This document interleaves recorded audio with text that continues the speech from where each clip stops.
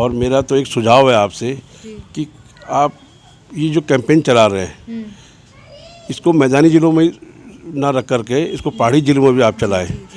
पहाड़ी ज़िलों में आप जाएंगे तो आपको भी एहसास होगा कि यहाँ पे क्या लोग कैसे जीवन यापन कर रहे हैं। चकबंदी नहीं कर पाए, चकबंदी होनी चाहिए क्योंकि हमारे पास पहाड़ में छोटे छोटे खेत हैं। एक खेत मेरा छोटा सा, एक आपका, एक तीसरे का, चौथे का, बस वो उसी में लगे, वो सब्जी बोने में, उसके अलावा कोई काम नहीं। अगर चकबंदी हो जाएगी तो एक बार एक चेक बन जाएंगे सबकी ज़मीनों के, तो उसमें आदमी अपने हिसाब से जो भी फसल उगाना चाहेगा कर पाएगा। पानी हमारे पास बहुत है मगर वो है 200-500 मीटर गहरे में। लोग बरसात होती है तो उस टाइम तो खूब पानी रहता है, मगर जहाँ गर्मी आती है तो पहाड़ भी प्यासा रहता है। पानी हम दे रहे हैं यहाँ से, पहाड़ी नदियाँ सारी यहीं से बह के जा रही हैं, मगर हमारे लोग वहाँ पे बिना जल बहुत दूर दूर से लाते हैं पानी को। नमस्कार, मैं श्वेता सिंह स्वागत करती हूँ आपका आईपा में। आईपा यानी all India progressive politics association, जहाँ हम बात करते हैं प्रगतिशील राजनीति के लिए, समाज के सरोकार मुद्दे और हम आप तक लेकर आते हैं जनता की सटीक राय। आज इस खास पेशकश में मेरे साथ मौजूद है महेंद्र रावत, जो कि रायपुर विधानसभा के अंतर्गत आने वाला क्षेत्र राजीव नगर वार्ड के पार्षद हैं। बहुत स्वागत है सर आपका आईपा में। धन्यवाद। मेरा पहला सवाल आपसे ये है कि रायपुर विधानसभा क्षेत्र के क्या क्या मुद्दे हैं जिनको लेकर आप सत्ता में आने वाले हैं? रायपुर जो हमारा विधानसभा क्षेत्र पर, यहाँ तो कहें कि पूरे उत्तराखंड में सबसे बड़ा महंगाई या बेरोजगारी का मुद्दा है। जहाँ तक कहें हम रायपुर विधानसभा की बात, यहाँ पर सड़कों की हालत ख़राब है, यहाँ पे पानी की व्यवस्था ठीक नहीं है, बिजली की रोज़ रोशनी होती रहती है, कटौती होती रहती है। सबसे बड़ा मुद्दा यहाँ पर जो है, जो रायपुर विधानसभा है, आप इधर देखेंगे तो रिस्पना नदी बहती है। रिस्पना नदी के किनारे मलिन बस्तियाँ हैं। हमारे यहाँ देहरादून के अंदर 129 रेस्टोरेंट मलिन बस्तियाँ हैं। और जो ये सरकार आई थी, ये कह के आई थी कि हम इन सबको नियमितीकरण करेंगे। हमारे नगर निगम के चुनाव हुए तो जो हमारे भाजपा के मेयर के प्रत्याशी थे, जो वर्तमान में मेयर भी हैं, उन्होंने भी घोषणा पत्र में था कि हम जो हमारी पहली बोर्ड बैठक होगी हम इसको प्रस्ताव मलिन बस्तियों का निस्तारण करेंगे। मगर पूरा सरकार भी का समय भी ख़त्म हो गया और हमारा बोर्ड का 1 साल बचा है, मगर इस मुद्दे पे भाजपा बिल्कुल शांत बैठी हुई है, कुछ करने को तैयार नहीं है। मौजूदा विधायक के कार्यकाल से कितने संतुष्ट हैं आप? मौजूदा विधायक का कार्यकाल तो ये कहेंगे, जब वो कांग्रेस में था तो किया था उन्होंने, मगर जब से वो भाजपा में गए हैं वो खुद ही रोते रहते हैं कि मुझे मुख्यमंत्रियों ने काम, भाजपा के मुख्यमंत्री ने काम नहीं करने दिया। और आपको क्षेत्र में जाएंगे तो आपको पिछले जब वो कांग्रेस के विधायक थे, वो तिरंगे बोर्ड लगे हुए होंगे, दुरंगा बोर्ड भाजपा का कहीं नहीं दिखाई देगा। तो वो जनता के बीच तो पिछले 4-4.5 साल से कहीं गए ही नहीं है। अब वो लास्ट के अब ये 15-20 दिनों में वो कुछ नहीं कर रहे हैं। आचार संहिता से पहले उन्होंने गाड़ी में बोर्ड भरे, थोड़ा सड़क काली पेंटिंग सी करके उसमें बोर्ड काटे जा रहे हैं और कोई काम नहीं किया जनता के बीच। सब पूरे 5 साल जनता के बीच में नहीं गए। मौजूदा स्थिति में अगर हम बात करें, देश में जो है कहीं ना कहीं चुनावी माहौल है, कितने आप इससे संतुष्ट हैं? और इस वक्त जो है उत्तराखंड में चुनाव के नाम पर अफरा तफरी मची हुई है, जहाँ तक अगर मैं बात करूँ तो इस माहौल से के लिए क्या कहना चाहेंगे आप? देखो, अफरा तफरी भी मची हुई है, आप चाहे यूपी देख लो, उत्तराखंड देख लो, मगर कुछ लोग, मेरा व्यक्तिगत अपनी पार्टी से भी निवेदन है कि हम बहुत छोटे कार्यकर्ता हैं, मगर ये जो अफरा तफरी मची हुई है, जो हमारे बागी जिन्होंने हमारी 16 में हमारी सरकार गिराने के बाद वो दूसरे दल बदल किया, आज वो फिर हमारी तरफ दौड़ रहे हैं, हमारी तरफ देख रहे हैं। उनको लग रहा है कि हमारा चुनाव नहीं जीतेंगे, तो अपना वो बचाने के लिए तो वो सब इधर दौड़ने की कोशिश कर रहे हैं। तो हमारा तो आला कमान से निवेदन होगा कि जितने बागी दागी है इनको पार्टी में ना लिया जाए। इसके अलावा अगर मैं बात करूं रायपुर विधानसभा क्षेत्र की, अगर कहीं ना कहीं आपकी सरकार सत्ता में आती है इस बार, तो क्या मुद्दे होंगे और किस तरह से विकास के मॉडल पर आप लोग काम कीजिएगा? हमारा तो एक सुझाव रहेगा, बाकी तो जो मुख्यमंत्री बनेंगे, सरकार बनेगी, उनका है महंगाई का, बेरोजगारी का मुद्दा, वो हमें यकीन है कि कांग्रेस सरकार इसको सुलझाएगी। रही बात रायपुर विधानसभा की, यार हम लोगों की, यार हमारे प्रत्याशी के विजय होने पे सबसे पहला मुद्दा होगा बस्तियों के नियमितीकरण का, सबसे पहला मुद्दा।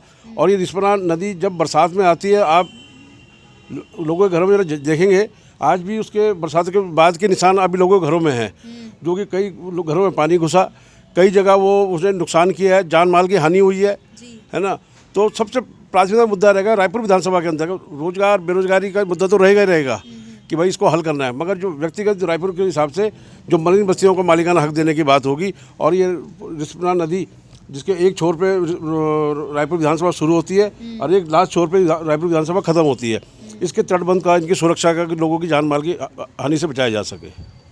धर्म की राजनीति और कहीं ना कहीं आरक्षण की राजनीति जो है इस देश में होती है, कितना आप इस चीज़ को सपोर्ट करते हैं, धर्म की राजनीति और आरक्षण की राजनीति को? देखिएगा, धर्म की राजनीति भाजपा कर रही है। वो उसका जन्म ही धर्म की राजनीति के आधार पर हुआ है। चाहे राम मंदिर रथ यात्रा से शुरू करोगे, राम मंदिर अब राम मंदिर बन गया, या फिर जैसे चुनाव आते हैं उन्हें हिंदू मुसलमान याद आ जाता है, भगवान याद आ जाते हैं, कभी काशी, कभी मथुरा, कभी अयोध्या, वैसी भी वो राजनीति कर रहे हैं। मगर कांग्रेस पार्टी ने कभी इस पर राजनीति नहीं की। हमारा तो ये है कि सब जो जहाँ रह रहा है सब समान अधिकार सभी नागरिकों के लिए है, चाहे कोई किसी भी जाति का है, किसी भी धर्म का है, तो सबको समान अधिकार मिलने चाहिए और समान अधिकार, समान हक हो, सबको मिलने चाहिए। और हमारे संविधान में है कि सबको बराबर के सब हक दिया जाए। अगर मैं उत्तराखंड की बात करूं, कहीं ना कहीं इस उत्तराखंड को बनाने में महिलाओं का सबसे ज़्यादा हाथ है। सबसे ज़्यादा अगर मैं बात करूं, आंदोलनकारी जो हैं वो महिलाएं हैं उत्तराखंड को बनाने के लिए। लेकिन क्या 21 सालों के बाद भी महिलाओं को अपने हक मिल पाए हैं उत्तराखंड में? मैं पहले आपको बता दूं, मैं भी एक राज्य आंदोलनकारी हूं और हमने 94 से लेकर के अब तक पूरा सफ़र की लड़ाई लड़ी है। मगर अभी भी जो उत्तराखंड के मूलभूत मुद्दे थे वो आज 20 वर्ष भले हो गए, 20 वर्ष हो गए, फिर भी कई चीज़ें बिल्कुल उससे हम संतुष्ट नहीं हैं। क्योंकि चाहे महिलाओं की बात करें, चाहे यहाँ के रोज़गार की बात करें, यहाँ के पलायन की बात करें, इसमें सरकारें ध्यान नहीं दे रही हैं। उसमें यहाँ तक मैं इससे भी कहूँगा कि हो सकता है कि कुछ हमारी सरकारों को भी कमी आ रही हैं। यही नहीं कि भाजपा की सरकार की कमी आ रही है, हमारी सरकार को कमी आ रही है। क्योंकि जो आंदोलन उत्तराखंड राज्य को लेकर के जो सपने देखे गए थे, जो हमने सोचा था कि भाई हमारा राज्य होगा, पहाड़ी राज्य होगा, हम उस हिसाब से काम करेंगे। ना हमारे जल, जंगल, ज़मीन किसी पे हमारा अधिकार नहीं है, सब सरकार के पास है। और अब सबसे बड़ा मुद्दा हमारे पास पलायन का हो गया। हमारे पहाड़ी जो ज़िले हैं वहाँ पे ना स्वास्थ्य की सुविधा ढंग की है, ना शिक्षा की सुविधा ढंग की है। अब वो जहाँ पे अधिकारी कोई पहाड़ में जाना ही नहीं चाहता, सब नीचे रहते हैं। अब वहाँ सब राम भरोसे ही है मामला। उत्तराखंड राज्य बनने का मेन जो मुद्दा था वो ये था कि पहाड़ का विकास। लेकिन क्या एक्चुअल में पहाड़ का विकास हो भी पाया है? और अगर आपकी पार्टी सत्ता में आती है तो किस तरह से पहाड़ का विकास करेंगे, या सिर्फ आप लोग भी जुमलेबाजी हैं वो करेंगे? देखिए, मेरा मानना है अगर हमारी सरकार आती है, अगर हरीश रावत जी के नेतृत्व में सरकार बनती है, क्योंकि वो पहाड़ के मुद्दों के, हमारे खान पान के, हमारे जो साग सब्जी, हमारे फल हुआ है, उस पर बात करते हैं। उन्होंने पिछले अपनी सरकार के कार्यकाल में ये मुद्दे रखे भी थे। वो हर चीज़ को बढ़ावा देने की कोशिश करते हैं। हमारे जो भी हमारे खाद्य पदार्थ, दाल है, झंगोरा है, मंडुआ है, उसको दालें हैं, उसको बढ़ावा देने की बात करते हैं। हमारे फल सब्जियां हैं, नारंगी है, काकड़ी है, सबको बढ़ावा देने की बात करते हैं। मगर उसके अलावा भी अभी हमें लगता है कि सड़कें पहुंचा दो, विकास हो गया।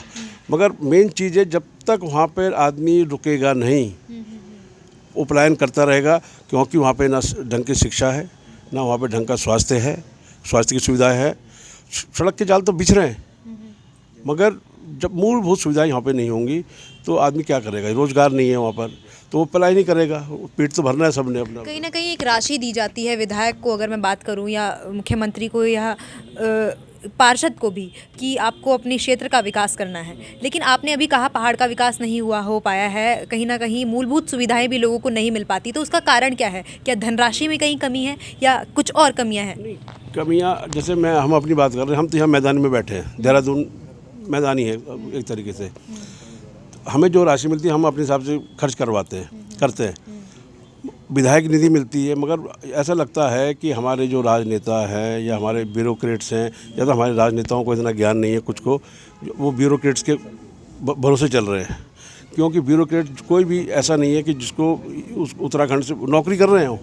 उन्हें पता है हमें 60 साल नौकरी करनी है और यहाँ पर अपना टाइम निकालना है, अपना वो करना है। मगर उनको पहाड़ के विकास की सोच नहीं है और वो हमारे नेताओं को गोल गोल घुमाते रहते हैं। मैं एक सवाल करना चाहूँगी कि जब सत्ता में पार्टी आती है या सत्ता से पहले वोट मांगने के टाइम पे कहा जाता है हम देश की सेवा करेंगे या राज्य की सेवा करेंगे, और आपने कहीं ना कहीं ये बात भी कही है कि सिर्फ इस चीज़ को एक नौकरी की तरह लिया जाता है। तो क्या कहीं ना कहीं ये एक दोगलापन है? नहीं, दोगलापन नहीं। देखिए, कुछ लोग हो सकता है वो हों कि भाई अपवाद हों कि भाई वो कुछ नहीं कर रहे हैं, और कुछ लोग तो ऐसा भी है उत्तराखंड के अंदर, कुछ लोग जो वाकई अपनी मेहनत करना चाहते हैं, कुछ लोग मेहनत कर रहे हैं, हर चीज़ लड़ाई में लगे हुए हैं कि हमें पहाड़ का विकास करना है, मगर यह है कि कुछ लोग आगे नहीं आ पा रहे हैं, कुछ पीछे रह जा रहे हैं। और हमारे पहाड़ की तो हालत ये हो गई है, अब उत्तराखंड हमने बनाया था कि पहाड़ी राज्य के लिए, पहाड़ के विकास के लिए। अब 2027 में फिर हमारा वो होना है, विधानसभा को वो होना है, तो मुझे लगता है कि फिर तो हमारी सीटें और कम हो जाएंगी पहाड़ में। देहरादून में ही 11 सीटें हरिद्वार के अंदर हैं, 10 सीटें 7-8 सीटें यहाँ पे हैं, देहरादून के अंदर हैं। पहाड़ की तो हर ज़िले की सीटें कम होती जा रही हैं, क्योंकि आबादी के हिसाब से वो गणना होनी है, तो सीटें नेचुरल वहाँ पे कम हो जाएंगी। तो फिर मुख्यमंत्री बनेगा, कोई मंत्री बनेगा, सब नीचे का ही बनेगा। वो क्या जानेगा पहाड़ के विकास के बारे में, पहाड़ की सोच के बारे में। अभी हमने आपसे बातचीत की है, आईपा की ये जो मुहिम है इसके तहत हमने आपसे बातचीत की है। आपको हमारी ये मुहिम कैसी लगी? अगर आपके कोई पर्सनल सुझाव हैं आईपा के लिए तो वो क्या होंगे? आप सबका बहुत धन्यवाद भी है, आप इस मुहिम पे लगे हुए हैं। और मेरा तो एक सुझाव है आपसे कि आप ये जो कैंपेन चला रहे हैं, इसको मैदानी ज़िलों में ना रख करके इसको पहाड़ी ज़िलों में भी आप चलाएं। पहाड़ी ज़िलों में आप जाएंगे तो आपको भी एहसास होगा कि यहाँ पे क्या लोग कैसे जीवन यापन कर रहे हैं। पानी हमारे पास बहुत है, मगर वो है 200-500 मीटर गहरे में। लोग बरसात होती है तो उस टाइम तो खूब पानी रहता है, मगर जहाँ गर्मी आती है तो पहाड़ भी प्यासा रहता है। पानी हम दे रहे हैं यहाँ से, पहाड़ी नदियाँ सारी यहीं से बह के जा रही हैं, मगर हमारे लोग वहाँ पे बिना जल बहुत दूर दूर से लाते हैं पानी को, है ना। हमारे जंगल है, हमारी ज़मीन है, हमारा आज तक इन्होंने चकबंदी नहीं कर पाए, इतने सालों में चकबंदी नहीं कर पाए। चकबंदी होनी चाहिए, क्योंकि हमारे पास पहाड़ में छोटे छोटे खेत हैं। एक खेत मेरा छोटा सा, एक आपका, एक तीसरे का, चौथे का, बस वो उसी में लगे, वो सब्जी बोने में, उसके अलावा कोई काम नहीं। अगर चकबंदी हो जाएगी तो एक बार एक चेक बन जाएंगे सबकी ज़मीनों के, तो उसमें आदमी अपने हिसाब से जो भी फसल उगाना चाहेगा कर पाएगा। तो कहीं ना कहीं ये बात साफ है कि उत्तराखंड राज्य बना था पहाड़ के विकास के लिए, लेकिन अभी भी बहुत से इलाके या बहुत से एरियाज़ ऐसे हैं जहां पर विकास तो छोड़िए, मूलभूत जो सुविधा है वो भी लोगों को नहीं मिल पा रही है। अगर आपको आईपा की ये मुहिम अच्छी लगी तो वीडियो को लाइक कीजिए और चैनल को सब्सक्राइब करना ना भूलें। धन्यवाद।